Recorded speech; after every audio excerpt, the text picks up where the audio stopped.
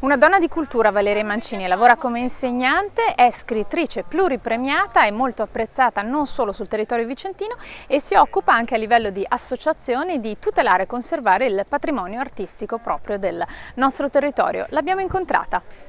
Sono una insegnante, scrittrice e mi piace costruire ponti tra le persone e amo creare ragnatele, tele e intrecci. Mi occupo di scrittura fin da bambina, quando scrivevo poesie, racconti. Poi ho incontrato il professor Bandini, che è stato il mio relatore, con cui ho fatto una tesi su Dino Campana, e mi ha aperto nuovi orizzonti sulla stilistica, la metrica, il ritmo. E ho continuato a scrivere poesie per un po' di tempo. Ho vinto qualche premio letterario e poi mi sono data a questo piccolo un libro di racconti sulle donne migranti, perché nel mio percorso avevo incontrato tante donne straniere. Io amo le lingue e parlo molte lingue e mi piace conoscere le persone, narrare le loro storie.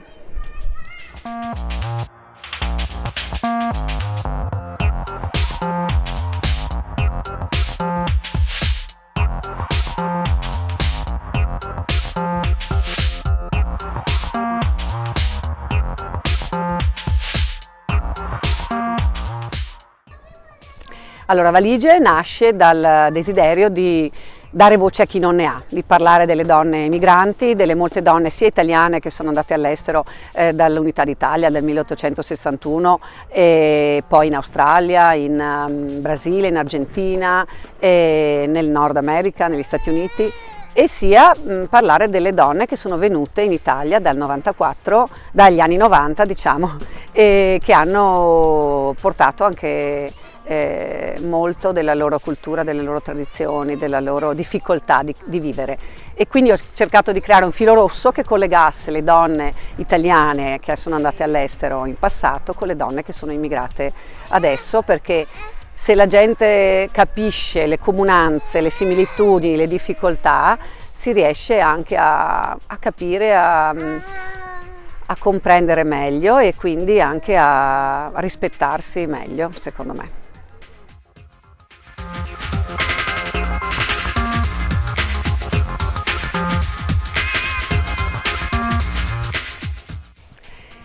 Dopo aver scritto Figlia Ore sono stata contattata da un'associazione che si chiama Orizzonti Comuni, che si occupa di donne migranti soprattutto dall'est e fa dei corsi di lingua, organizza dei viaggi, organizza un po' la loro vita al di fuori delle ore di accudimento degli anziani. Perché il libro aveva vinto un premio nazionale, quindi chi aveva letto questo libro diceva: dovremmo parlare di questa fascia, di queste donne che molti non conoscono, su cui ci sono stereotipi, e ho incontrato proprio qua in una casa della parrocchia dei Servi alcune donne che cucinavano, c'erano questi profumi incredibili di spezie, di cose, e le ho conosciute meglio, ho scritto dei racconti e questo libro mi ha dato tante soddisfazioni, perché appunto anche adesso sono chiamata nelle scuole per i miei libri quando si parla di migranti.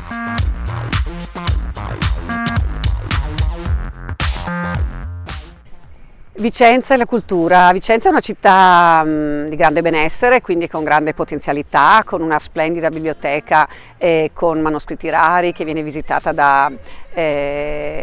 personaggi di tutto il mondo. E Vicenza è una città dinamica che sta iniziando proprio anche adesso, seguendo l'onda dei suoi grandi personaggi, quindi con Pigafetta è stata fatta la maratona di lettura, quindi si parla dei grandi viaggiatori e dei grandi personaggi, Piovene, Parise, Neri Pozza, Meneghello. Abbiamo veramente dei nomi importanti e sarebbe bello che ancora di più tramite i giovani, le associazioni, queste grandi glorie fossero portate a conoscenza di tutti con letture, con reading, e questa cosa si sta facendo un po'. Ci sono delle associazioni che si occupano sia di letture espressive sia di gruppi di scrittura e di poesia, per cui credo che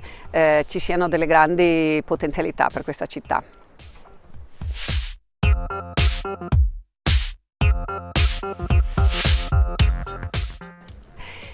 L'associazione Amici della Bertogliana è nata nel 2013, da allora sono vicepresidente, è un'associazione che raccoglie fondi per il restauro di manoscritti e per la digitalizzazione e si occupa anche di altri progetti e ha più di 200 soci e da quando ho l'opportunità di collaborare con questi volontari meravigliosi ho scoperto tante cose splendide che abbiamo nella nostra biblioteca e sarebbe proprio opportuno che si organizzassero delle gite, delle uscite, delle visite perché ci sono cose meravigliose e si trovassero più fondi e la nuova biblioteca che tutti aspettiamo.